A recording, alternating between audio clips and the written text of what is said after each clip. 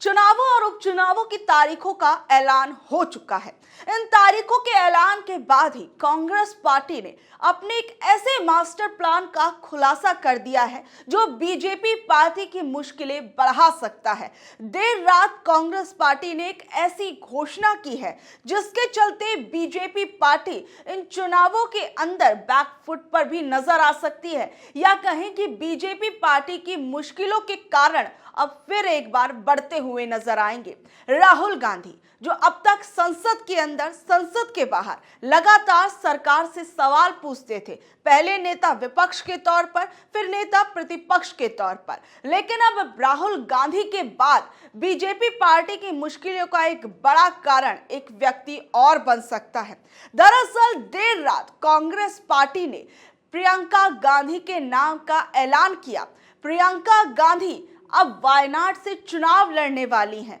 और प्रियंका गांधी के वायनाड से चुनाव लड़ने के इस ऐलान के बाद कहीं ना कहीं कांग्रेस पार्टी ने अपने उस पत्ते को खोल दिया जिसका इंतजार अब तक सभी लोग कर रहे थे कि मेन स्ट्रीम की राजनीति के अंदर प्रियंका गांधी की एंट्री कब होगी। अभी फिलहाल के तौर पर कुछ समय पहले तक हम ये देखते थे कि प्रियंका गांधी जो थी कई मंचों पर राहुल गांधी के साथ मंच को साझा करती थी, कई चुनावी जिम्मेदारियों को निभाती हुई नजर आती थी और इससे पहले उत्तर प्रदेश की प्रभारी भी बनाई गई थी। लेकिन जब विधानसभा चुनावों के अंदर हार हुई तो उन्होंने अपने इस पद से इस्तीफा दे दिया और फिर प्रियंका गांधी को लेकर लोकसभा चुनावों में भी ये कयास लगाए गए कि कांग्रेस पार्टी हो सकता है कि इन 2024 के चुनावों के अंदर प्रियंका गांधी को चुनावों में उतार सकती है और कहीं ना कहीं रायबरेली से या अमेठी से अपने उम्मीदवार के तौर पर प्रियंका गांधी के नाम को घोषित कर सकती है।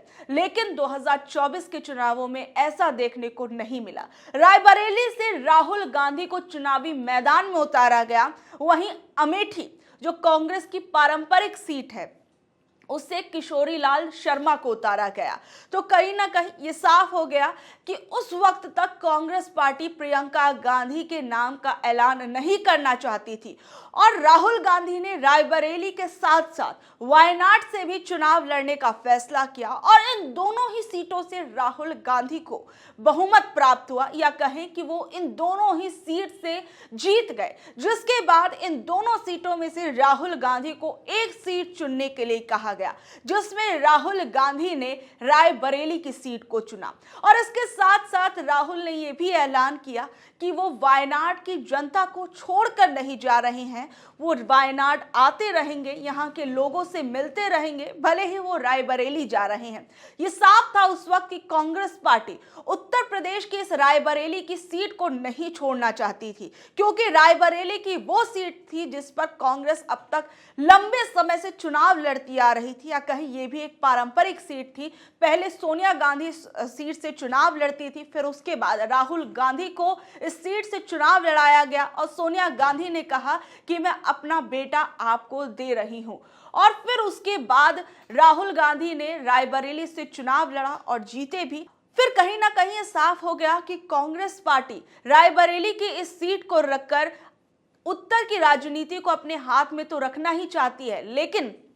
अब जब प्रियंका गांधी को वायनाड से उतारा गया है तो ये भी साफ हो गया कि कांग्रेस पार्टी उत्तर के साथ साथ दक्षिण में भी अपनी पकड़ को मजबूत रखना चाहती है।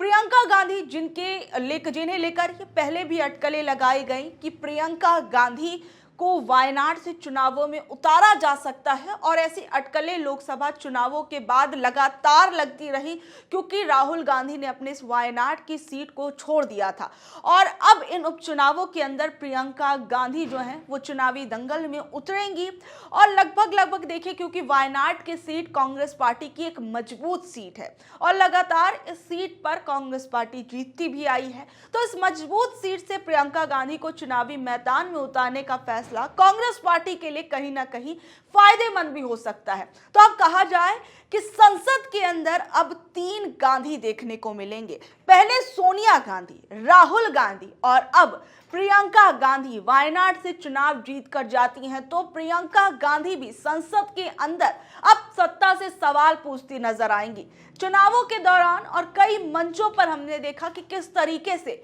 प्रियंका गांधी जो हैं वो लगातार सत्ता पक्ष से सवाल पूछती आई और लगातार राहुल गांधी के साथ कंधे से कंधा मिलाती आई।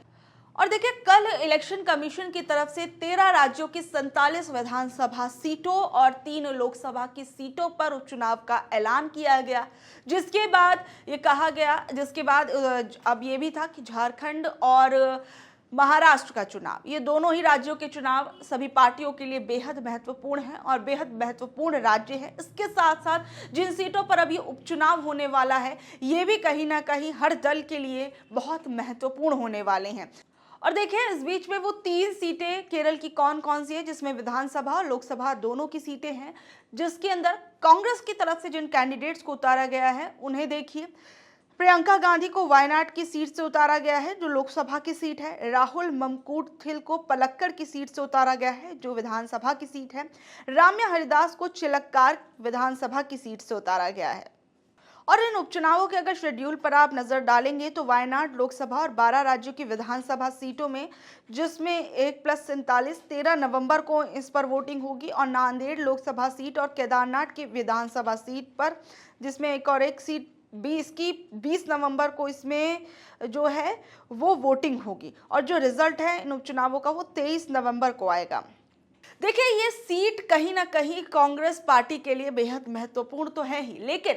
मेन स्ट्रीम की राजनीति के अंदर प्रियंका गांधी की अब जो एंट्री होने वाली है वो कहीं ना कहीं कांग्रेस पार्टी को एक मजबूती प्रदान करेगी। लोकसभा चुनावों के अंदर हमने देखा कि प्रियंका गांधी को उस दौरान नहीं उतारा गया। कांग्रेस पार्टी के जो अंदर खाने से ये बातें निकलकर सामने आई कि कांग्रेस पार्टी की तरफ से प्रियंका गांधी को उस दौरान ना उतारने का फैसला जो है वो आला कमान ने लिया, जिसके पीछे का कारण ये था कि अगर वो प्रियंका गांधी, राहुल गांधी, इन सभी को अगर चुनावों के अंदर उतार देते हैं तो कहीं ना कहीं कांग्रेस पार्टी पर परिवारवाद, जिस पर वो लगातार घिरती आई है, उस मुद्दे पर जो सत्ता पक्ष है या फिर कहें कि अन्य पार्टियां जो हैं उनको मजबूती मिलेगी। फिर वो इस मुद्दे पर और घेरने की कोशिश करेंगे कांग्रेस पार्टी को। और